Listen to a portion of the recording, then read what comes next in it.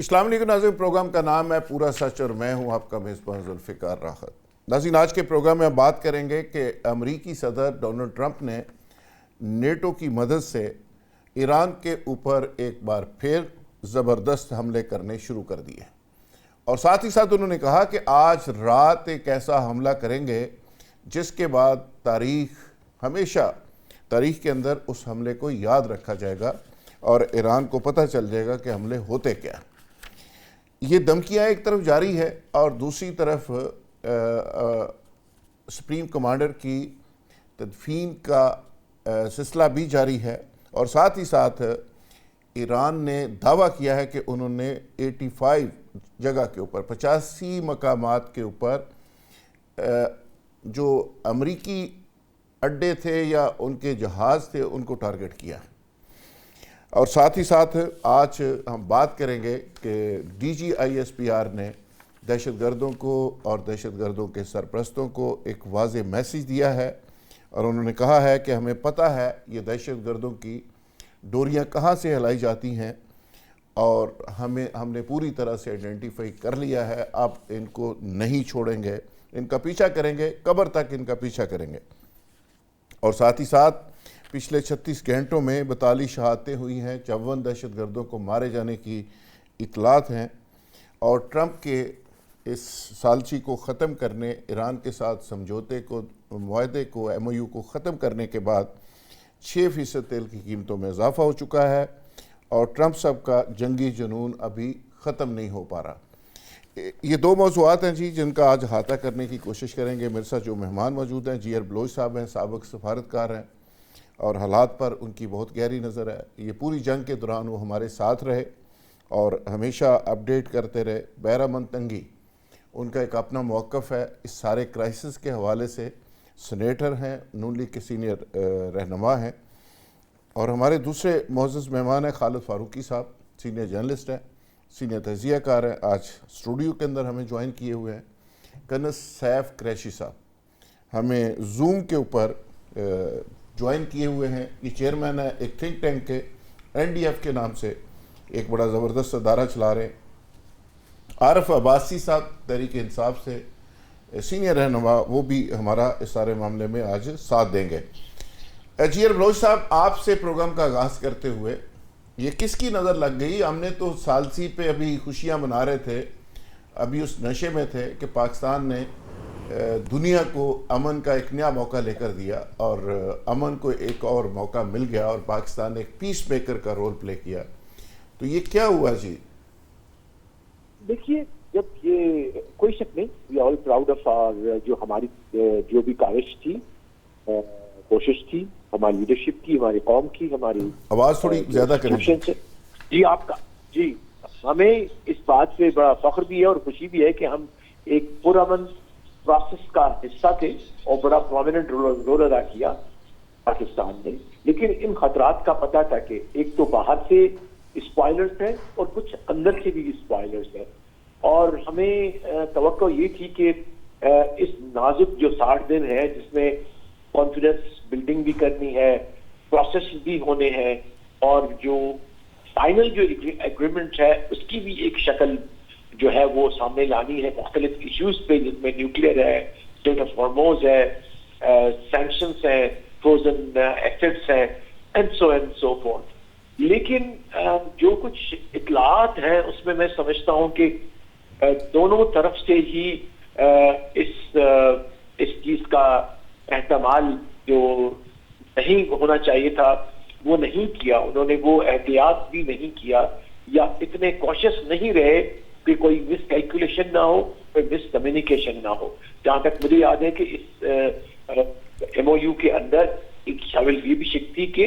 Iran और US के दरमियान एक कोई हॉटलाइन भी होगी ताकि कोई ऐसे एक्सीडेंट्स ना हो जाए। और मैं समझता हूँ कि Pakistan has been all the time 24/7 in constant touch with both the capitals. तो अगर कोई ऐसा इशू आया था स्टेट ऑफ हॉर्मोज में कि कोई जहाज चैलेंज करने के बावजूद भी जा रहा था, तो उसको इनिशिएट करना वजात खुद फायरिंग करके ईरान की, मैं समझता हूँ कि ये मैं इसको समझता हूँ कि मिस कैलकुलेशन है और बहुत बड़ा रिस्क लिया है इन्होंने। और मैं बहुत खतरा देख रहा हूँ। अनफॉर्चुनेटली मैं हमेशा बड़ा पॉजिटिव रहता हूँ, जिससे भी हमने 2 माह थे जंग वाले डिस्कस किया था, लेकिन अब मैं unfortunately I am getting very very. अच्छा जी बलोच साहब, ये हम चूंकि अपने आप को सालिस क्लेम भी करते हैं और सालसी का बड़ा डंडोरा भी हमने बहुत ज़्यादा पीटा और उस पर खुश भी हुए, लेकिन सालिस या सहूलतकार मेरा ख्याल है हमें को बहुत ज़्यादा ही कोई तवक्कुआत लोगों की वाबस्ता हो गई कि सालिस का मतलब ये होता है कि दोनों तरफ से उन पर अमल दरामद भी करवाना उसकी ज़िम्मेदारी होती है। क्या पाकिस्तान इस पोजीशन में था कि ये दोनों हजरात से अमल दरामद करवा सके? एक फैसिलिटेटर का रोल अगर ज़्यादा हम क्लेम करें ज़्यादा अच्छा नहीं है? क्या हमने एक सहूलतकारी की है अमन के लिए, पीस के लिए? नहीं, देखिए वो एक और जो है ना रोल जो आप जिसको कह रहे हो गारंटर, हमने कभी नहीं ये जो है वो क्लेम किया था will be the guarantor for this. हमने कहा हम will be the honest communicators, will be honest सालिस इन द सेंस कि हम आपको बता सकेंगे कि आप दोनों के इन एक्सट्रीम पोजीशन में ये एक बीच का रास्ता है जो कि अमन की तरफ जाता है, बाकी जो रास्ते आपका भी और आपका भी दोनों जो फ्लोरिकैन है वो जंग की तरफ जाता है। और अब भी मेरे ख्याल है हमारा यही मौक़िफ़, यही स्ट्रैटेजी होगी और होनी चाहिए। अगर नहीं है कि जी देखिए हमने आपको रास्ता दिखाया था डिस्पाइट ऑल दीज क्राइसिस, अब भी ये रास्ता अमन का खुला है, आपने जाना है या नहीं जाना। तो गॉड से आप ही ने कहा था, मुझे याद है किसी बंदे ने आपसे कहा कि पाकिस्तान का नुकसान, तो आपने कहा कि भाई हम तो रेफरी हैं, हम क्यों जख्मी होंगे, जो पहलवान लड़ रहे हैं वो आपस में वो हारते जीतते हैं। It was your word, so I repeat it again on your platform कि हम रेफरी हैं, हार जीत उन दोनों की है। हमारी अफसोस जरूर होगा, हमारा पड़ोस है, नहीं होना चाहिए हमारी कुव्वत। लेकिन आप ये रेफरी की बात कर रहे हैं, हम जैसा कोई शख्स करे जिसको समझ नहीं है चीज़ों की, आप नहीं समझते कि ये जंग आगे फैल सकती है, ये पाकिस्तान तक आ सकती है, पाकिस्तान अफेक्ट हो सकता है? और मुझे तो लगता है ये दोबारा जो जंग फैल रही है इसमें नेटो कूद रही है, इसमें रशिया आ सकता है, इसमें भारत आ सकता है। मेरी इतलात ये है कि ये जंग अब ईरान तक नहीं रहेगी, आगे फैलेगी। देखिए पाकिस्तान इंशाल्लाह महफूज है, हमारा जो पाकिस्तान ईरान बॉर्डर है वो सिक्योर है इंशाल्लाह, despite all the troubles that we have in Balochistan और जो स्पॉयलर्स वहां भी हैं कुछ, लेकिन इंशाल्लाह we be able to manage them. लेकिन मुझे जो है ना मेरी कंसर्न जो थिंकिंग मेरी है, मैं आपको बता दूं जी कि जीसीसी जो है ना वो मेरे नजर में अब लाइन बनती चली जा रही है for the Islamic कुमाइट for Pakistan strategically speaking. हमारा एक डिफेंस मुआहिदा है, सबसे अहम जो मुल्क है सऊदी अरब, उसके साथ अब हमें अगर खुदा ना खासा दोबारा जंग शुरू होती है और as a response to US attack, Iran जो है वो इनको तबाह बर्बाद करता है, I am sorry that is not acceptable to me now as a citizen of Pakistan and as a thinking person. बिल्कुल ठीक है, बिल्कुल ठीक है। Not allow. खालिद फारूकी साहब जी सर, बेड़ा खड़ा है उसको मारो, you can not hit now the GCC country. मेरा ये स्टैंड है as a Pakistani, as a कौम, कि we should not allow that in our media. Okay Khalid Farooqui साहब, ये जो जंग का सारा समा बना और उसके बाद पाकिस्तान के लिए एक अपॉर्चुनिटी निकली कि आप मिडल ईस्ट में जाके बैठ गए, फिर उसके बाद टर्की एक्टिव हुआ, फिर सऊदी अरब को हमने ईरान के साथ लड़ने से बचा लिया, फिर इसराइल का एक बहुत बड़ा प्लान था उसको पाकिस्तान ने नाकाम बनाया। ये मैं नहीं कह रहा, ये इसराइल चीख चीख के कह रहा है कि पहली दफ़ा उनकी एक साजिश थी, पाकिस्तान ने उसको नाकाम बनाया। कहीं ऐसा तो नहीं ट्रंप को और ये सारे जो लोग थे या स्पाइलर्स थे उन सबको एहसास हुआ है कि पाकिस्तान तो बड़ी गेम कर गया, कि टर्की भी बीच में से निकल आया, ईरान इटसेल्फ एक बड़ी ताकत बन के उभरा है और पाकिस्तान की तरफ पूरी मुस्लिम उम्मा देख रही है और पाकिस्तान एक बड़ा प्लेयर बन के मिडल ईस्ट में आके बैठ गया है। तो कहीं उनको कहीं पे ये चीज़ तकलीफ दे रही हो? देखिए जो मारूजी हालात है असल में हमने उनको समझने की बजाय इस खुशी में चले गए थे कि सारे मामला तय हो गए। जो मारूजी हालात हैं उसमें बेसिक जो चीज़ें पॉइंट्स जो जिनको हल किया जाना चाहिए था पहले दिन, उनको हल किए बगैर आप छोटी छोटी चीज़ों को हल कर रहे हैं ना। हॉर्मज़ का जो इशू है, जब तक आप वो मामला हल नहीं करेंगे, ईरान जिस तरह से अपने आप को वहाँ पे एक इलाकाई कुव्वत के तौर पर अब दिखा रहा है, और बेशक उसने अमेरिका को जो अमेरिका के इरादे थे उनको पूरा नहीं होने दिया, लेकिन इसका ये मतलब बिल्कुल नहीं है कि ईरान की इलाकाई बालादस्ती को तस्लीम कर लेगा। इसमें बड़ी रुकावटें हैं। अरब ममालिक इसको नहीं मानेंगे, पाकिस्तान इसको नहीं मानेगा, तुर्की इसको नहीं मानेगा, जो इस्लामिक ब्लॉक है, मैं उसकी बात कर रहा हूँ। अब वहाँ पे आप देखें कि अमेरिका जब इस रीजन को कहीं उसमें अपनी कुछ जिम्मेदारियाँ कम कर रहा है, तो उन जिम्मेदारियों को कम करने के पीछे वो अपना कुछ मुतबादल भी छोड़ रहा है। अब आप कैसे कह सकते हैं कि पाकिस्तान, अगर सऊदी अरब में पाकिस्तान ने फौज भेजी तो क्या अमेरिका से टसल लेके भिजवाई है? नहीं, रजामंदी कहीं ना कहीं शामिल है ना। इसी तरह से पाकिस्तान अगर लेबनान के मामलात में कहीं इन्वॉल्व हो रहा है, अगर लीबिया के मामलात में है, तो अमेरिका की भी उसमें कुछ ना कुछ मर्जी ज़रूर शामिल है। चीन जो है बाज़ाब्ता तौर पर और बाकायदा तौर पर इस रीजन की इस लड़ाई वाली पॉलिटिक्स में शामिल नहीं हुआ। रशिया भी खामोश रहा, रशिया ने एक प्लेयर का रोल प्ले किया है, और वो भी उसने ईरान की मदद करके। देखिए, अमेरिका ने अब पाकिस्तान के साथ साथ स्पेस दिया बहुत तुर्की को, अगरचे बड़ा मुखालिफ था इसराइल इस बात का, लेकिन तुर्की के साथ उसने मुआहदा कर लिया उसको F-35 देने का। और आज की जो लेटेस्ट खबर है वो ये है कि तमाम तर चीज़ों को उसने, पाबंदियों को उसने एक तो ख़त्म कर दिया है ईरान तुर्की के ऊपर, और 6 F-35 जो है, जिसका इसराइल शदीद मुखालिफ था, यूनान इसका मुखालिफ था, तो उसने तुर्की को दे दिए। तुर्की इसका मतलब है कि उस इलाके में एक और फोर्स के तौर पर उभर रहा है। अब यहाँ पे जो, अगर तो एक इस्लामी उम्मा का इत्तेहाद चाहिए, अगर आपको चाहिए कि आप किसी रीजन में किसी दूसरे मुल्क के साथ लड़ाई में ना हो, तो फिर तो आपको ये रोल प्ले करना पड़ेगा कि आप बाकी ममालिक के साथ कुछ बना के रखें। अगर आपने कतर के जहाज़ को भी निशाना बनाना है, सऊदीया के जहाज़ को भी निशाना बनाना है, पाकिस्तान कहाँ स्टैंड करेगा भाई? आप ईरान के साथ बहुत, आप किसी को स्पाइलर के तौर पे ना, दोस्तों को भी आप टेस्ट में, लेकिन अगर, हाँ बिल्कुल, दोस्तों को टेस्ट में डालें। स्पाइलर का रोल अगर आपकी सफ़ों में मौजूद वो इंतहा पसंद अनासर प्ले करेंगे जो एक बड़ी कामयाब मुज़ाकरात को, एक कामयाब डिप्लोमेसी को इस तरफ, जंग की तरफ फिर ले जाएं, तो क्या आप मुझे बताएं कि जिस तरह हमने पिछले दिनों देखा कि ईरानी जो पार्लियामेंट के स्पीकर थे, कालीबाफ जो थे, उनका एक इंटरव्यू जब स्टेट मीडिया पे चलाया गया तो वो इंटरव्यू रोक दिया गया क्योंकि उसमें मुज़ाकरात की बात थी। वो इंटरव्यू दोबारा नशर नहीं हुआ, हालांकि उन्होंने कहा कि ये इंटरव्यू 2 हिस्सों में नशर होना था। सो इसका मतलब ये है कि ईरान के अंदर एक तकसीम जो है मौजूद है। मैं नहीं समझता कि ये कोई बहुत पॉजिटिव चीज़ है, पर ईरानी क़यादत को वहाँ ऐसी क़यादत होनी चाहिए जो फैसले कर सके और फैसलों पर अमल दरामद करवा सके। ये छोटे छोटे, मैं बिल्कुल इस बात से मुत्तफ़िक हूँ, जैसा भी वो कह रहे थे कि आपने उस हॉटलाइन की बजाय उसको यूज़ करने की बजाय आपने उन जहाज़ों पर हमला कर दिया। इसका मतलब तो फिर यह है कि कल कोई गुजरने वाला कोई भी जहाज़ यहाँ से महफूज नहीं रहेगा। आप दूसरे मुल्कों की इलाकाई जो सालमियत है आप उसको नुकसान पहुँचाएंगे। ये चीज़ें एक्सेप्टेबल नहीं रहेंगी। अमेरिका की जो आखिरी फ़िक्रा कह दूँ, अमेरिका पिछले जंग का जो पहला मरहला था जहाँ पे खड़ा था, आज अमेरिका की उसमें सपोर्ट बढ़ चुकी है। नेटो पहले उसके साथ नहीं था, नेटो ने आज उस सपोर्ट कर दिया है अमेरिका के उस सारी फौजी एक्शन को। सो ईरान को इस चीज़ को समझना चाहिए, खुद अपने आप को भी मुश्किल से निकालना चाहिए और दोस्तों को भी नहीं डालना चाहिए इसमें।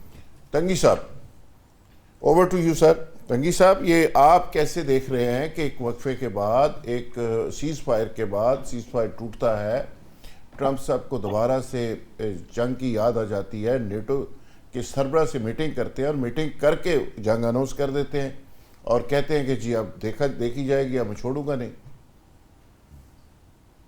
बिस्मिल्लाहिर्रहमानिर्रहीम। जुल्फ़िकार साहब, ये 3-3.5 महीनों में as a anchor, as a Muslim League Noon की वर्कर, मुख्तलिफ इशूज़ पे बात हम करके आ रहे हैं और हम समझते थे कि पाकिस्तान ने जो मेहनत की है, पाकिस्तान ने पूरी दुनिया में जो एक किरदार अदा किया है, तो मैं उस वक्त भी फैसिलिटेटर, मीडिएटर के हक़ में नहीं था और अभी जो गारंटर का नाम दिया है तो मैं इसके हक़ में भी नहीं हुई, इसलिए कि पाकिस्तान गारंटर बन ही नहीं सकता है।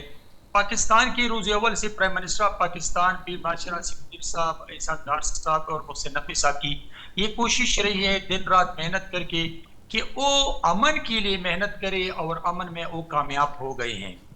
लेकिन मैं पहले दिन, जंग के पहले दिन टॉक शो में भी और आज इसमें तकरीबन 3-3.5 महीने गुजर गए, क्योंकि मैं एंड पे अमेरिका को सपोर्ट करता हूं कि एंड अमेरिका का होगा। और आज मैं साथ साथ ये भी कहना चाहता हूं कि मैंने कहा था सो मेनी टाइम आपके टॉक शो में, मुख्तलिफ शोज पे भी मैंने कहा था कि ईरान को बहुत तहम्मुल के साथ, बर्दारी के साथ और सोच के साथ पाकिस्तान की उस मेहनत को सपोर्ट करना चाहिए जो मेहनत पाकिस्तान के ने अमन के लिए किया और पूरे हित्ते को तबाही से बचाने में वो तकरीबन किसी हद तक अच्छा, कामयाब एक हो लफ्ज गए। आपने कहा है लेकिन कि अभी आपने एक लफ्ज कहा कि आप अमेरिका को सपोर्ट करते रहे या सपोर्ट करते हैं अभी नहीं, अभी। I am not talking support. मैंने मेरे कहने का मतलब ये है कि अगर इस जंग ने तूल पकड़ ली, मैं उस सेंटेंस को दोबारा रिपीट करता हूं, और आज मैं आपको बता दूं कि अगर ये जंग दोबारा चढ़ी तो ईरान का बहुत बड़ा नुकसान हो जाएगा। मैं अच्छा। कैटेगोरिकली कहता हूं, और साथ साथ ये भी कहता हूं कि अभी भी वक्त है कि ईरान को पाकिस्तान के उस मेहनत को जाया नहीं करना चाहिए। इसलिए कि अभी जो जो जो सैंक्शन वाली बात थी, जो प्लीज अकाउंट्स प्लीज की वाली बात थी, जितनी भी जो ईरान के मुतालिबात थे, तकरीबन आई थिंक कि उसमें 95 प्लस वो एक्सेप्ट कर गए हैं, मान लिए हैं। तो मेरे ख्याल में अभी ईरान ने जो सोचा कि ये हम इन तमाम कंट्रीज में अभी हम हुक्मरानी करेंगे हॉर्मस की वजह से, और हम जहाजों पे अटैक करेंगे, तो मेरे ख्याल में ये बहुत बड़ा ब्लंडर किया है और बहुत ब्लंडर करने जा रहे हैं ईरान। कि अगर एक दफा जंग ने दोबारा शुरू हो गई तो मैं आपको बताता चलूं, अल्लाह आपको भी जिंदगी दी, मुझे भी जिंदगी दी, फिर हम किसी दिन टाचो पे बैठ के मैं आपको बताऊंगा कि क्या हशर हुआ। तो अभी भी वक्त है। मैं समझता हूं कि पाकिस्तान ने बहुत मेहनत की है। पाकिस्तान के प्राइम मिनिस्टर और फील्ड मार्शल आसिम मुनीर ने हजारों लाखों किलोमीटर सफर करके दिन रात एक करके पूरे हित्ते को, ईरान को तबाही से बचाया। और अभी अगर उस मेहनत पे कोई आदमी पानी डालते तो मेरे ख्याल में एज ए पाकिस्तानी मेरी हमदर्दियां हैं ईरान के साथ। मैंने उनके हमले को कंडेम किया है, मैंने हमनाई की शहादत को कंडेम किया है, लेकिन इसका हरगिज़ मतलब ये नहीं है कि अगर मैं इतना जज्बाती बन जाऊं कि मैं ईरान की इस जो गलती है इसको कंडेम न करूं।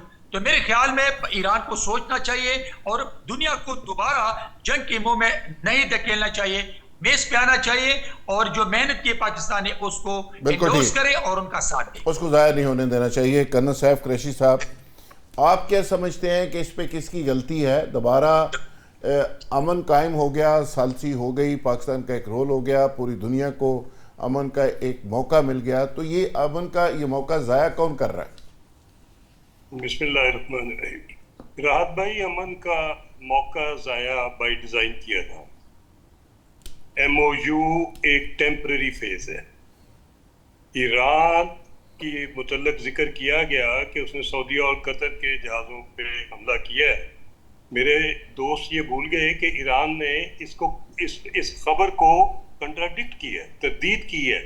उन्होंने ना कतर के जहाज़ पे हमला किया है, ना सऊदीया पे, ना इससे पहले जहाज़ पे इन्होंने प्लान किया था। ये सारा मुसाद के ऑपरेशन है। ये इराक की साइड से मिसाइल आते हैं और कल तक मुकम्मल ट्रैक उसका और सारी तफसील ईरान छाप देगा। ये ज़रा देखिएगा कि इस वक्त तकलीफ किसको हो रही है। तकलीफ हो रही है अमेरिकन एडमिनिस्ट्रेशन को, तकलीफ हो रही है इजराइल को, तकलीफ हो रही है इंडिया को। अभी ये तीनों, एक तो इन्होंने पाकिस्तान को मसरूफ करने के लिए जो अफगानिस्तान में बैठ के पिछले 1 माह से किया, उसका रिजल्ट आपको पिछले 1 हफ्ते में नजर आ रहा है। मैं उस पर बाद में आऊँगा, पहले मैं ज़रा ईरान को, US को कवर कर लूँ। देखिए, US ने इस MOU को अप्रिशिएट नहीं किया। उनके थिंक टैंक, उनके पेंटागन वाले, उनकी पॉलिटिकल साइड, उनके कांग्रेस के लोग, इजरायली लॉबी इतनी तगड़ी है कि उन्होंने तमाम पोर्शन से इस MOU को डाउट किया है और इसको ये देखा है कि ये ऑलमोस्ट सरेंडर डॉक्यूमेंट ट्रंप ने कैसे साइन कर दिया। ट्रंप की जो अगले इलेक्शन में वोट पार है, वो बेहतर करना चाह रहे थे MOU करके। वो पीस के अलंबरदार कहलाना चाह रहे थे, पीस का नोबेल प्राइज चाहते थे, मगर उनको इजराइल ने जिस तरीके से ट्रैप करके समुद्र में खड़े करके, और दूसरा ईरान जो कि अपनी कंक्रीट डिफेंसेस में था, 46 ईयर से उन्होंने अंडरग्राउंड डिफेंसेस, अपने मिसाइल और अपने रडार और अपना सारा डिफेंस में जो हो, और माउंटेनस ट्रेन हो, अमेरिका कभी भी ईरान को कोई फतह नहीं कर सकता, ना सरेंडर करा सकता है, ना बहुत ज़्यादा नुकसान कर सकता है। ये अगला फेज उनका स्टार्ट होने वाला है। आज ट्रंप ने कहा है कि MOU तो ख़त्म हो गया और हम आज रात बड़ा शदीद हमला करेंगे नेटो को साथ लेके, कल तक हम देख लेंगे। ये जितना मर्जी शदीद कर लें, 200 की बजाय 500 जहाज ले हैं। जहाज़ों से मुल्क फतह नहीं हुआ करते, मुल्क फतह होते हैं इन्फेंट्री एक्शन से, ट्रुप से, पैरा ट्रुप से, जगह लेने से, कब्जा करने से, अपना झंडा लड़ाने से, अपने बंदे शहीद करवाने से। हवा में मिसाइल, ये जो इस वक्त अगर हवा में एयरफोर्स ने जंगें जीतनी होती तो सारी दुनिया जीत गया होता यूएस। ईरान नहीं जीत सकेंगे, ये मैं बार बार कह रहा हूँ। अच्छा, दूसरी बात ये कि एक और चीज जो नजर आ रही है अमेरिकन को, अमेरिकन की ग्रिप मिडिल ईस्ट के ऊपर खत्म हो हाथ गई, से बल्कि मैं कहूँगा निकल चुकी है, तेजी से खत्म हो रही है। उनकी तो बेस ही कोई नहीं रही। जो सारी बेसिस थी, 5वां बैरी बेड़ा उसको भी ईरान ने हिट किया है। उनकी तो बेसिकली तो सच्ची बात है बहरीन और कुवैत के अलावा किसी जगह। अच्छा, वैसे राज साहब, ये सऊदी अरब क्यों ईरान की मजम्मत कर रहा है कि अटैक करने की टैंकर? इसका मतलब सऊदी अरब जो है इसको सारी अंडरस्टैंडिंग को, सारे एमओयू को तबाह करना चाहता है। वो तो मिडिल ईस्ट के ऊपर प्रेशर है, सारे ममालिक के ऊपर। ऐसी बात जो है, सऊदी अरब ने, यूएई ने, कतर ने मजम्मत की है टैंकर्स पर जो अटैक हुए हैं, तो वो ईरान की मजम्मत उसमें कर रहे हैं। बेसिकली हरमज का जो मामला है उसको जीसीसी के कोई मुल्क भी उसको मान तो नहीं रहा। वो तो कहते हैं कि यार इसको ये इजारादारी किसी की नहीं। जी तंगी साहब।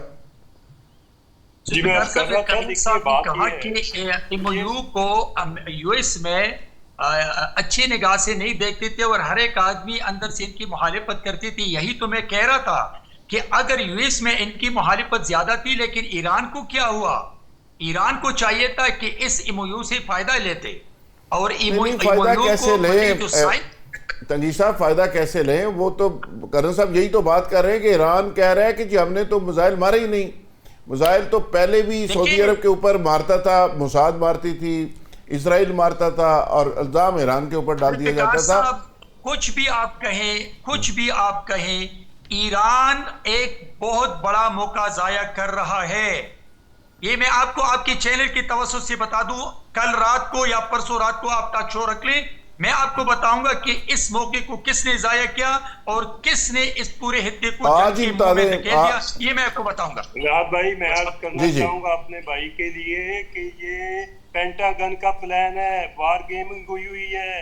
ये जहाज पहले तैयार थे और इनको कतई तौर पे मौका किसने प्रोवाइड किया, इस रास्ते पे डाला गया। ईरान को कोई फायदा नहीं है कि किसी इस किस्म का पंगा ले। इस वक्त एमओयू जो हो उसमें सारे पॉइंट ईरान की फेवर में है। ये देखिए कि पिंच किसको हो रही है, जिसको पिंच हो रही है वही प्लान कर रहा है। और ये बात देखिए ना, बड़ी लॉजिकल बात है कि 14 पॉइंट्स हैं, 14 के 14 ईरान के हक में हैं।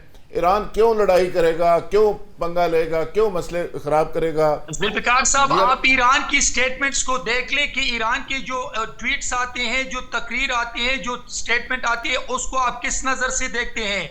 अगर परस करे ट्रंप या उनके यूएस से बयान आते हैं, लेकिन ट्रंप की ईरान की स्टेटमेंट आती है, ट्रंप की स्टेटमेंट्स को कैसे जैसे जंग की तैयारी कर रहे हैं? तो नहीं, ट्रंप की जो स्टेटमेंट्स है उसको आप बड़ी संजीदा और बड़ी डिसेंट स्टेटमेंट समझते हैं, उसका जवाब देते हैं। वो क्या करें? देखिए, मैं आपको एक बात बता दूं कि जो ट्रंप की स्टेटमेंट है, आप लोग उनका मजाक उड़ाते हैं, लेकिन वो एक सेल्फ मेड आदमी है। मैं आपको बताऊंगा, जो अगर दोबारा जंग चली, मैं उसकी स्ट्रेटेजी आपको बता दूंगा कि उसने कौन सी स्ट्रेटेजी अपनाई। लेकिन अनफॉर्चुनेटली ईरान को जो इस वक्त जो जिस तरीके से जा रहे हैं, उनकी जो स्टेटमेंट है, उस स्टेटमेंट के हक में बिल्कुल नहीं। ट्रंप सेल्फ मेड आदमी है, वो होगा सेल्फ मेड है, लेकिन जो उसका करैक्टर है, जो उसने ये सारे मामले में किया, जंग के मामले में जितना उन्होंने पैसा बनाया उसके कंसोर्शियम ने, जो उसका दामाद कर रहा है, जो विटकॉफ कर रहा है, जो ट्रंप खुद कर रहा है, जिस तरह उसने सुबह कुछ, दोपहर को कुछ, हर घंटे के बाद, हर मिनट के बाद स्टेटमेंट्स बदली हैं। स्टेटमेंट वाली तो बात ही नहीं है। विद ड्यू रिस्पेक्ट जुल्फिकार साहब, विद ड्यू रिस्पेक्ट, हेनरी के साथ जब उनका इलेक्शन था, तो स्पीकर के साथ इंक्लूडिंग एक्स प्रेसिडेंट रिपब्लिकन जितनी भी थी, उनकी मुखालिफत की और उसको कहा वे ड्रा हो जाएं। उसने कहा कि मैं न सिर्फ इलेक्शन लड़ूंगा बल्कि मैं जीतूंगा, और साबित किया कि जीत गया। और अभी भी मैं आपको बोल रहा हूं कि तमाम स्टेटमेंट के बावजूद भी he is the president of the US. और मैं आपको फिर बता दूं कि सितंबर में जो मिड टर्म इलेक्शन आ रहे हैं वो रिपब्लिक जीत रहे हैं। लेकिन देखिए बात ये नहीं है स्टेटमेंट की, बात है क्रेडिबिलिटी की और उस टिप की जो आप उठा रहे हैं। मैं आपको एक दफा फिर तंगी बता दूं कि साहब, ईरान क्यों मौका तंगी जाया कर साहब रही है। मेरा कितने वीजा ही ना अमेरिका तक कैंसिल करा दे तुसी दे लेकिन जीआर बलोच साहब, ये तंगी साहब तो अब भी कहते हैं वो सेल्फ मेड आदमी है, बड़ा अच्छा आदमी है, बड़ा फाइटर है, बड़ा क्रेडिबिलिटी वाला है, यानी क्रेडिबिलिटी की भी बात कर दी है उन्होंने। तो अब क्या करें फिर इसके बाद अपना जीआर बलोच साहब? का जज्बात में आते मौके से वो आ गया है जज्बात है ना कि पाकिस्तान अपने जो सहूलतकारी या मेडिएशन जो है अमन की सहूलतकारी वो जारी रखेगा, लोगों से कोऑर्डिनेशन जो भी कंसर्न है उनके साथ। और मेरे ख्याल यही सबसे बेस्ट है, ना हम जज्बाती अपने लिए हों ना ही किसी और के लिए हों। हमें रियलिज्म और रियलिज्म के चश्मे पहनने पड़ेंगे और विद इन द लिमिट्स में जितना भी हम कर सकते हैं वही। और मैं बड़ा खुश हूँ कि जो बैलेंस स्टेटमेंट आया मिनिस्ट्री ऑफ फॉरेन अफेयर्स की तरफ से कि हमें तशवीश है और उन्होंने जो फरीकैन है उनको तहम्मुल का नहीं जीआर बलोच साहब, ये स्पाइलर आपके ख्याल में स्पाइलर कौन है? यानी कर्नल सैफ कुरैशी साहब बड़े बाखबर आदमी हैं, वो कहते हैं कि ये सारा मुसाद का ऑपरेशन है, ये तो प्री प्लान्ड है कि भाई ईरान को ये हम बैठ के इन तस्वुरात में चले जाएंगे ना, फिर हमारे ऑडियंस मिसलीड हो जाती है। दैट इज व्हाई ऑलवेज मैं आपके प्रोग्राम में हमेशा मैं कहता हूं कि हमारे तजज़िये जो है ना वो कॉन्स्पिरेसी थियरी से हट के होने चाहिए, ताकि वो रियलिज्म जितना भी हम धुंध जो है वो हटा सके वो हटा देंगे। देखिए अगर वो वहां कहीं है तो वो फिर पता लग जाएगा उसका। लेकिन हमने अब ये देखना है बिहेवियर ऑफ द एक्टर्स। ये बिहेवियर ऑफ द एक्टर ये था कि फायर किया गया और वो उन 2 मुल्कों के जहाजों पे किया गया जो कि पहुंचते जो अमन के हवाले से बहुत फैसिलिटेट किया उन्होंने, पाकिस्तान के साथ साथ जुड़े रहे। डिस्पाइट ऑल द प्रोवोकेशंस उन्होंने जवाबी फायरिंग नहीं की ईरान के ऊपर। तो इनको तो 100-200% ज्यादा होना चाहिए था। लेकिन मुझे कुछ और इंडिकेशन मिल रहे हैं ईरान से। अभी जो मैं देख रहा हूँ टिकर आ रहे हैं कुछ चैनल्स पे, पता नहीं आप लोग उसको फॉलो कर रहे हो कि नहीं कर रहे हो, but they are very provocative कि हम एनपीटी को जो है वो उसके मुतालिक भी और देखेंगे क्या करना है नहीं करना है वगैरह वगैरह। So I think there is an element within probably ईरानी सिस्टम जो कि मिसकैलकुलेट कर रहा है इस illusion of victory जिसको हम बड़ा सेलिब्रेट करते हैं। जीआर बलोच साहब, ये डेवलपमेंट अचानक कैसे हुई? ट्रंप के साथ नेटो तो बैठने को तैयार नहीं थी, नेटो साथ बैठ गई, नेटो के सरबराह ने सपोर्ट कर दी, ट्रंप बड़ा कॉन्फिडेंस में है। अब तो ट्रंप मजीद मजबूत हो गया पहले से। आप तो कह रहे थे मिड इलेक्शन भी हार जाएगा। नहीं देखिए ये सब हमारी कई दफा ख्वाहिशें आपकी असेसमेंट बन जाती है ना। प्रॉब्लम ये है तो नेटो इतनी डिपेंडेंट है, यूरोपियन और नेटो के जितने मुल्क हैं। मैं ब्रसल्स के दौरे पे गया था और हमें नेटो में विजिट करवाया गया था और मैंने सवाल डायरेक्टली एग्जैक्टली किया था, हालांकि ये 8-10 साल की बात है पुरानी। मैंने कहा भाई आर यू विदाउट अमेरिका? तो कहते इम्पॉसिबल है, नेटो एग्जिस्ट ही नहीं कर सकता बगैर अमेरिकन फोर्सेस के खर्चे के, उसके स्पेशली वो जो इंटरडिपेंडेंट नेटवर्क है जो ग्लोबल है उसकी बात हो रही थी। तो इनमें नहीं है वो गुंजाइश। लिहाजा अब जो हो रहा है अनफॉर्चुनेटली वो ये हो रहा है कि state of Hormuz is becoming the strategic, I would say कि एक contested territory in the sense कि ये इत्तेफाक होता चला जा रहा है पूरी दुनिया के अंदर कि स्टेट ऑफ हॉर्मोज को कोई भी टैक्स लगा नहीं सकता, कोई भी राहदारी अपने मुल्क की राहदारी नहीं बना सकता, वो एक इंटरनेशनल राहदारी है, ठीक है, पानी की राहदारी। लिहाजा मैं समझता हूँ कि अब सिचुएशन बहुत कॉम्प्लिकेटेड होती चली जा रही है। ईरान को अपने स्टेटमेंट्स को भी सही करना पड़ेगा, उसके स्टैंड को भी सही करना पड़ेगा। इसी तरह से ट्रंप को भी अपने मॉडरेशन। बिल्कुल ठीक है, बिल्कुल ठीक है। नाज़रीन यहाँ लेंगे एक ब्रेक और ब्रेक से जब वापस आएंगे तो इशू को कंटिन्यू करेंगे। Stay with us. Welcome back नाज़रीन, वहीं से सिलसिला जोड़ते जहाँ पे ख़त्म किया था। खालिद फारूकी साहब, ये देखें पाकिस्तान तो साथ साथ सारे मामलात को लेके चलता रहा। जो ईरान के अंदर एक इंतहापसंद एलिमेंट्स हैं, वहाँ पे एक पॉलिटिकल लीडरशिप है और ये वो वक्त था कि जब इसराइल उनको भी एलिमिनेट करना चाह रहा था और पाकिस्तान ने मुदाखलत की कि अगर अभी लगे गए तो ताड़ना गल कौन करेगा। सही है। सो आज एक इसमें कोई शक नहीं कि डिफरेंस है। वहाँ पे जितने पाकिस्तानी इंकलाब, जितने रेवोल्यूशनरी गार्ड्स हैं, वो सारे के सारे कहते हैं कि अमेरिका को मज़ा चखा दो, इसराइल को छोड़ो ना। लेकिन कहीं पे विजडम से भी मामला चलाने पड़ते हैं, कहीं पे थोड़ा पीछे हटना पड़ता है। हमारी तालीमात के अंदर सुलह हदैबिया भी है, यानी ये बहुत सारी चीज़ें। आप जो बात कह रहे हैं बिल्कुल सही है। मैं सिर्फ, हमें कोई एतराज़ नहीं, कोई मुल्क कैसी पॉलिसी रखता है वो बिल्कुल वो पॉलिसी उस पर चले। ये जो अभी सारी तदफीन के मराहल हुए हैं ख़ामनेई साहब की, उसमें नारे क्या लगते हैं? खून का बदला खून, कत्ल का जवाब लिया जाएगा, हिसाब लिया जाएगा। असल में ईरान में ये सियासी ज़रूरत बन गई है। ये सियासी, इस तरह के इंतकामी नारे जो हैं, मर्कबार अमेरिका तो पहले एक बात थी, अभी ऑफिशियली देखिए इसका बदला लेने का ऐलान किया तो हुआ। खैर इस्राएली मीडिया मैं देख रहा था तो उस पर किसी ने कहा कि जी वो नेटो इजलास के मौके पर, इस्राएली मीडिया के मुताबिक ये बात है, मैं इसको किसी और जगह नहीं देखा, उसमें यह था कि नेटो इजलास के मौके पर किसी पासदारान में से किसी का हवाला देते हुए कि ट्रंप को निशाना बनाया जाए। अच्छा, अब मसला ये है कि जब आपके मुल्क में ऐसे एलिमेंट, ऐसे अनासर मौजूद हैं जो आपकी स्टेट पॉलिसी, या तो स्टेट पॉलिसी वाजे करनी हो प्राइम मिनिस्टर ने, प्रेसिडेंट ने, वज़ीर ख़ारजा ने, वहाँ प्राइम मिनिस्टर ने, प्रेसिडेंट है, तो प्रेसिडेंट और वज़ीर ख़ारजा जो वाजे करते हैं, उनके पार्लियामेंट जो कहती है, या तो उस चीज़ ने चलना है। अगर आपने, मैं सफ़ीर साहब जो बात कर रहे हैं, मैं उनसे 100% मुत्तफ़िक हूँ, बड़ी अच्छी वो बात कर रहे हैं कि ये मौका उस अमन जो मिला है, पीस मिला है, ईरान की सालमियत का तहफ़्फ़ुज़ भी हुआ, ईरान की एक ये भी तय हो गया कि ईरान ने हमला नाकाम बनाया, इस्लाम की ताकत बची। अच्छा, ताकत बची, सारा कुछ हो गया। इस ताकत को संभाल के, भरम खत्म हुआ, इस ताकत को संभाल के चलना और इस ताकत को संभाल के इतना रखना कि आप इसराइल का मुकाबला कर सके वहां पे, अगर उसके जारहाना जो भी अज़ाइम है। अब हम हर बात में कह दें कि ये तो इसराइल की तरफ से वहाँ पे किसी ने ये मिसाइल चलाया, इराक में रख के चला दिया, भाई इराक में तो प्रॉक्सीज बैठी हुई है ईरान की, वो नहीं चला सकती क्या? सो चीज़ें ये हैं कि हुर्मुज़ के बारे में ईरान की बड़ी वाज़ेह पॉलिसी है कि हमने यहाँ से किसी को नहीं गुजरने देना सिवाय दोस्तों के।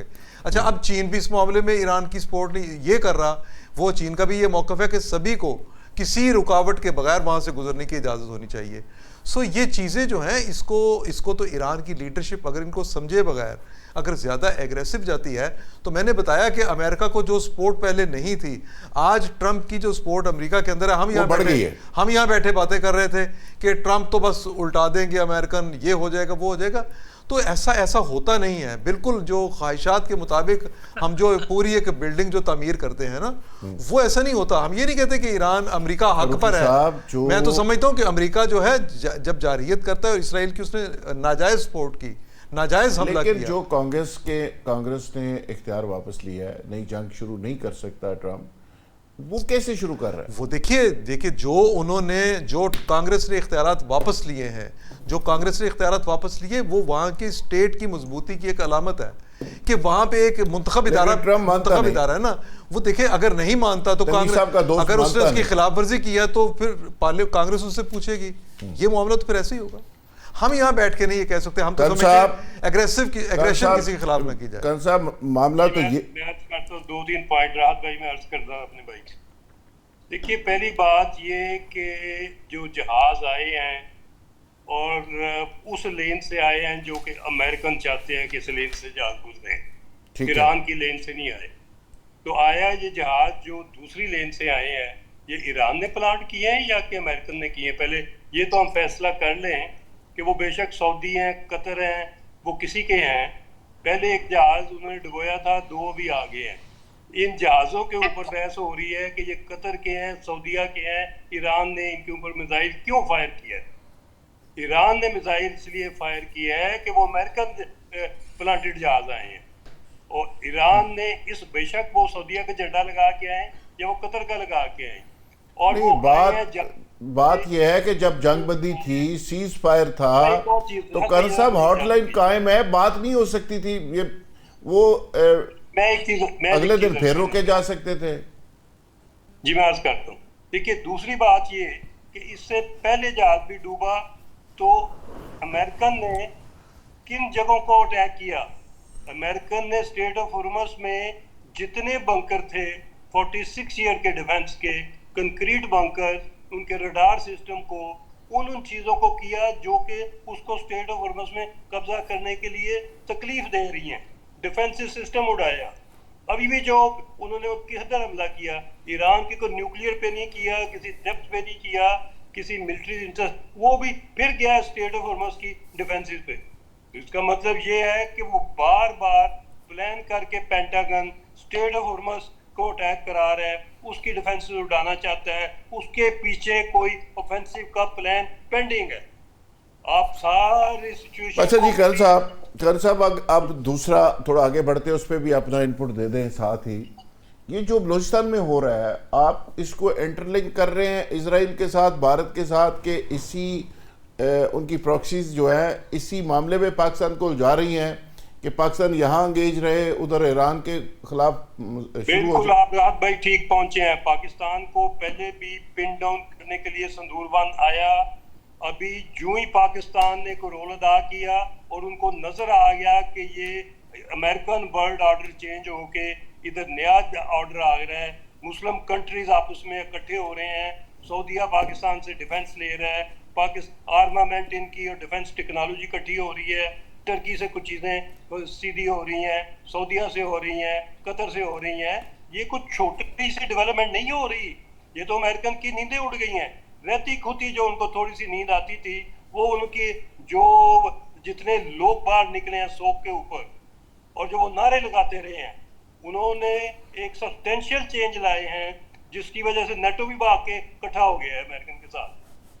सारे वेस्ट को मुसीबत पड़ गई है कि ये नहीं, तो लेकिन हमारा हम कहाँ खड़े हैं बलूचिस्तान के अंदर जो सिचुएशन है पिछले 36 घंटों में, बलूचिस्तान के अंदर जो अटैक आ रहे हैं, ये टोटल तीनों इसको इजराइल की मुसाद इंडियन तो उधर पिछले 10 साल से बैठे हुए हैं, कैंप बनाए हुए हैं।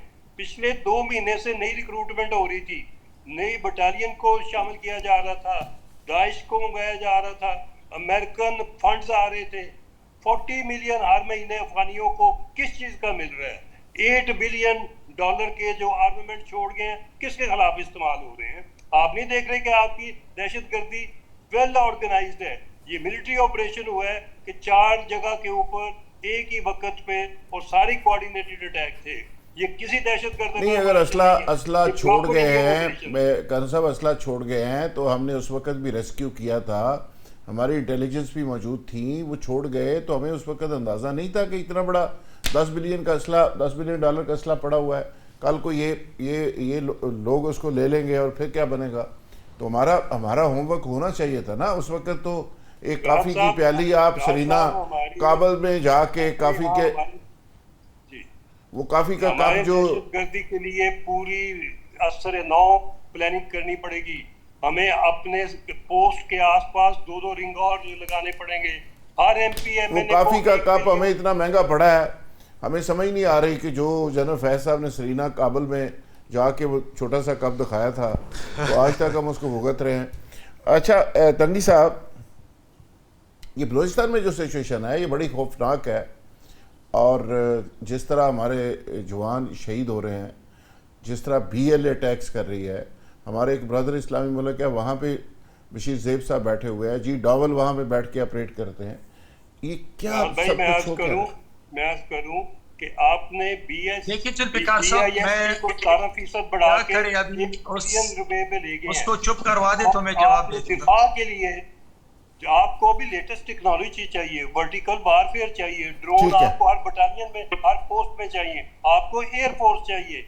आप लोग डिफेंस की तरफ क्या ध्यान साल ये सारे जो ड्रोन हम उड़ा के इसराइल के ऊपर से ड्रोन हमारा होके वापस आ गया है, पता नहीं 55,000 किलोमीटर, तो ये बलूचिस्तान के ऊपर भी तो उड़ाने चाहिए ना सर। जी बलूचिस्तान के ऊपर भी बहुत ज्यादा काम करने की जरूरत है। MPMN घरों में बैठे हुए हैं, वडेरे नजर नहीं कहीं आ रहे, सारा कंट्रोल तो पता नहीं चलता बलूचिस्तान में बगैर अपने वडेरों के और सरदारों के। किधर है सरदार? अगर सरदार किसके उधर है कि इधर है? जुल्फ़िकार साहब, आप कर्नल साहब को चुप करवा दे तो मैं बात करूं ना, अभी वो चुपते नहीं है तो मैं क्या करूं? जी जनाब।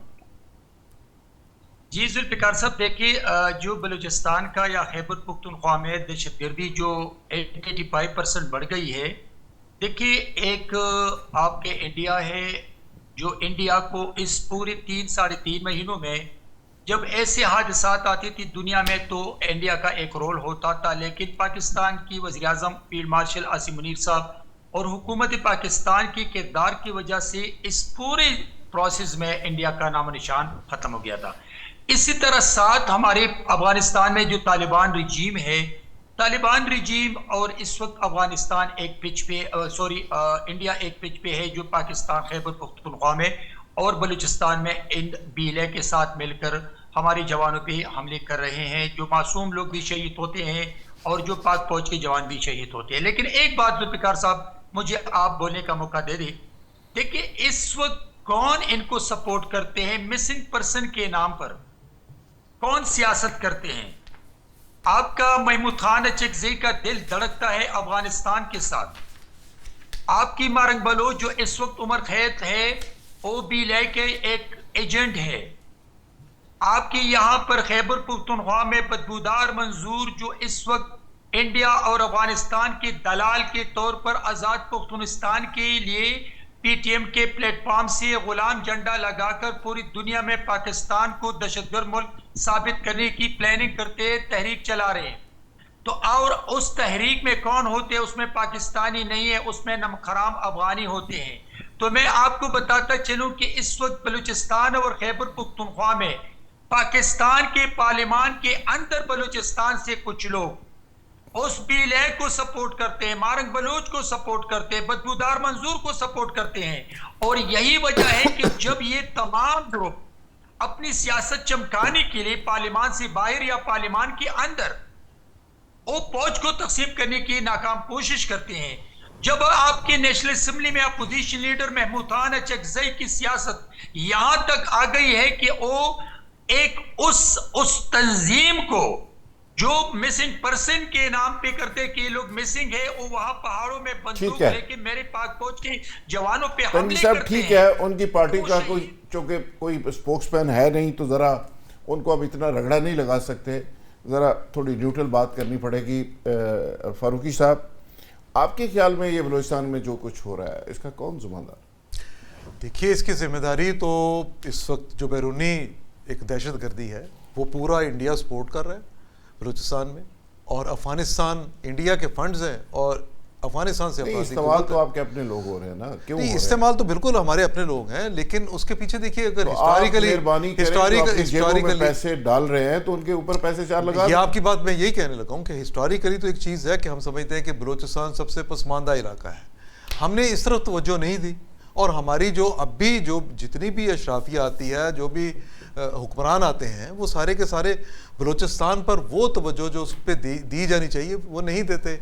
वहाँ के हालात जो अवाम के आम लोगों के हालात हैं उनको बेहतर बनाने की ज़रूरत है। देखिए, जितनी थोड़ी बलूचिस्तान की आबादी थी, इसमें तो सबसे ज़रूरी बात यही थी कि आप उनको मैक्सिमम फैसिलिटेट करते, सहूलतें ज़िंदगी की सारी देते, तालीमी इदारे कायम करते, अस्पताल कायम करते, रोज़गार के मौके देते।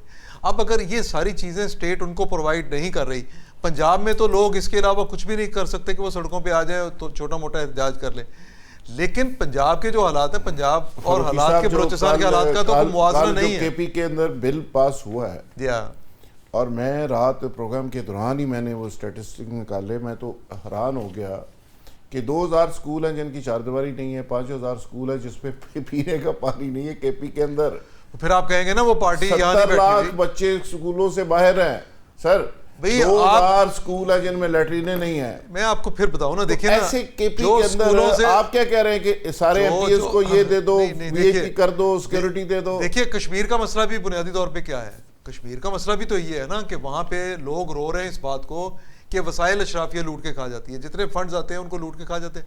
12 नशिस्तों वाला जो मामला है, चले इसको तो सुप्रीम कोर्ट ने भी कह दिया कि जाके पार्लियामेंट तय करेगी, लेकिन ये जो अशराफिया ऊपर जो बैठी है, जो एमपी एमएनएस को मराहत है, जो ब्यूरोक्रेसी को मराहत है, बिलियंस रुपए का फंड आप देते हैं, वडेरे खा जाते हैं, एमएनएपीए खा जाते हैं, ब्यूरोक्रेसी खा जाती है। जितना फंड आपने केपी बलूचिस्तान को दिया है, बिल्कुल जितनी आबादी है, सारी सड़कें सोने की सड़कें। पूरी अवाम में बलूचिस्तान हो या कश्मीर हो, अवाम में जो बेचैनी है वो ये है कि अवाम को उनके राइट्स लाखों रुपए आ सकता है, एक बंदे को जितना फंड आपने दिया है, अवाम को देखिए उनके राइट्स नहीं मिलेंगे तो भारत जैसा मुल्क जब साजिश करेगा, दहशतगर्दी करवाएगा, अफगानिस्तान दहशतगर्दी करवाएगा, तो वो दहशतगर्दी कामयाब होगी। ऐसे ही है, आपके पास आपके लोग दस्तयाब होंगे, अवाम की हिमायत आपको अगर नहीं हासिल होगी, इस पे काम करने की जरूरत है। अभी करण साहब कह रहे थे ना कि वहाँ पे दहशतगर्दी के खिलाफ जदीद हथियार नहीं, अवाम को आप अपने साथ मिलाएं, अवाम को साथ मिलाए बगैर आप दहशत गर्दी का मुकाबला जो है वो नहीं कर सकते। आपको हर सतह पे अवाम की सपोर्ट लेना पड़ेगी। आपकी बात को आगे बढ़ाते हुए जनाब जीआर बलोच साहब, जितना पैसा सिक्योरिटी के ऊपर हम बिलियंस रुपए लगा रहे हैं, तो ये बिलियंस अगर अवाम के ऊपर लगा दें तो क्या हालात बेहतर नहीं हो सकते?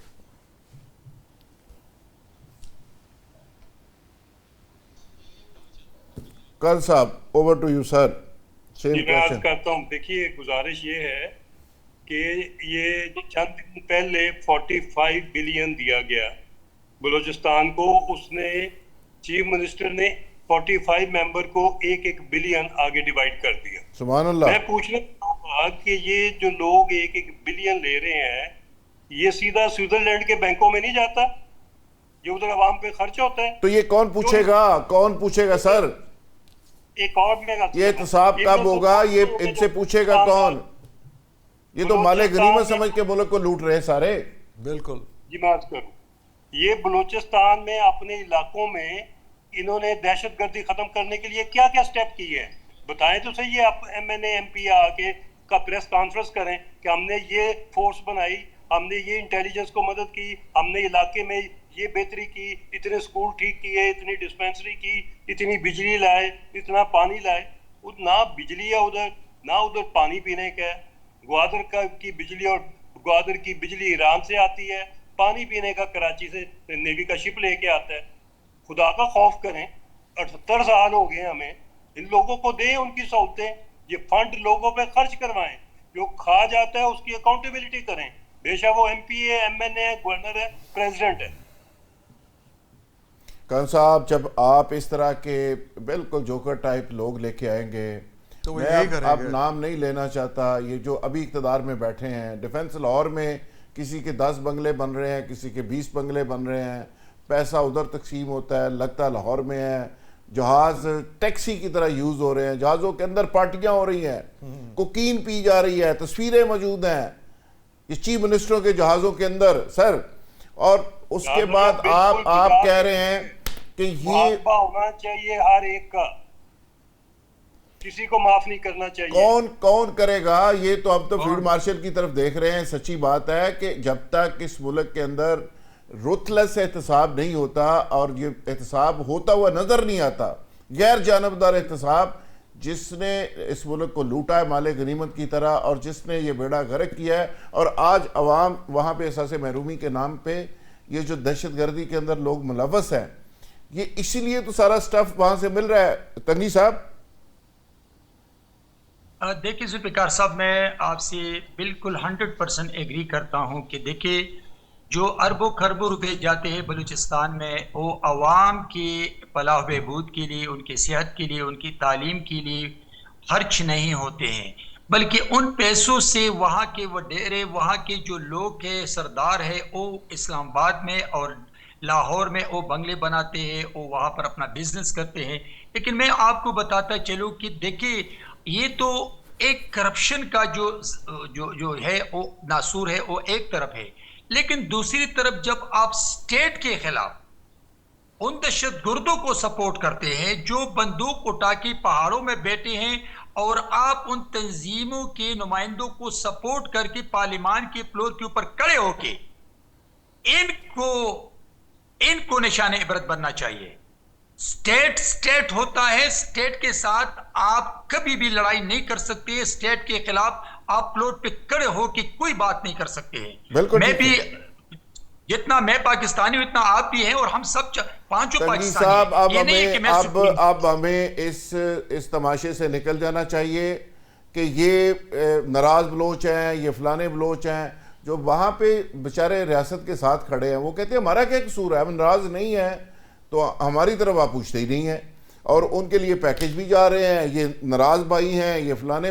सवाल ये है कि रियासत या तो अपनी रेट कायम करे, ज़ीरो टॉलरेंस के साथ एक दफ़ा इम्प्लीमेंट करके दिखाए सारा मामला जी खालिद फारूकी साहब, तो या फिर इन सारे लोगों से डायलॉग करके जो बीच में ये जाली किस्म की लीडरशिप है, हाइब्रिड किस्म की, इसको ख़त्म करे, डायरेक्ट अवाम के रियासत नहीं। बिल्कुल जी, बिल्कुल एहतसाब होना चाहिए। जो भी बात आप कर रहे हैं कि जी इतने पैसे, इतने अरब दिए तो वो सारे अरकान असेंबली में तकसीम हो गए, खैर ऐसे कोई फिगर्स तो नहीं आए कि वो सारे तकसीम हो गए, लेकिन वसाइल की जो तकसीम है वो मुनसिफाना नहीं है।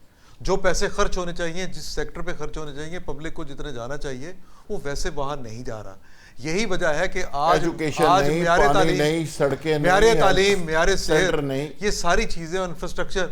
और अब तो देखिए इस साल ये हुआ कि जब आपने पैसे लिए विफाक के लिए, सूबों से पैसे लिए, तो तमाम सूबों का जो एनुअल जो डेवलपमेंट प्रोग्राम होता है वो उसके फंड्स कम हो गए, लेकिन बलूचिस्तान से पैसे नहीं लिए गए। इसका मतलब फिर यह है कि बलूचिस्तान में काम ज़्यादा होता नज़र आना चाहिए। इसके बावजूद अगर काम नहीं होता और ये असम्बलियाँ, फिर ये उनके वज़रा, हुकूमतें किसी काम की नहीं है। विफाकी जो हुकूमत है इसको अपना फ़र्ज़ पूरा करना चाहिए। प्राइम मिनिस्टर को बलूचिस्तान का दौरा रखना चाहिए, पब्लिक के साथ इंटरेक्शन बढ़ाना चाहिए। जब तक आप बलूचिस्तान के अवाम को स्टेट के मामलात में बराह रास्त ज़्यादा से ज़्यादा शरीक नहीं करेंगे, उनको स्टेक होल्डर नहीं बनाएंगे, मेरा ख्याल है कि फारूकी साहब एक उन वहाँ के जो ग्रास रूट लेवल पे लोग हैं उनको एक गुस्सा ये भी है कि ये हमारे ऊपर एक हाइब्रिड किस्म के लोग ला के बैठा देते हैं। ये बिल्कुल गुस्सा होता है, जिनका ना हमारे साथ कोई ताल्लुक है, ना हमारे लिए ये कोई काम करते हैं। तो जब तक बात इसी पे ही ख़त्म करते हैं कि जब तक ग्रास रूट लेवल पे आम लोगों के मसाइल रियासत हल नहीं करेगी, रियासत और आम शहरी के दरमियान एक कंट्रैक्ट होता है कि जिसके नतीजे में रियासत अपने शहरी को ऑन करती है और उसके नतीजे में शहरी रियासत को ऑन करता है।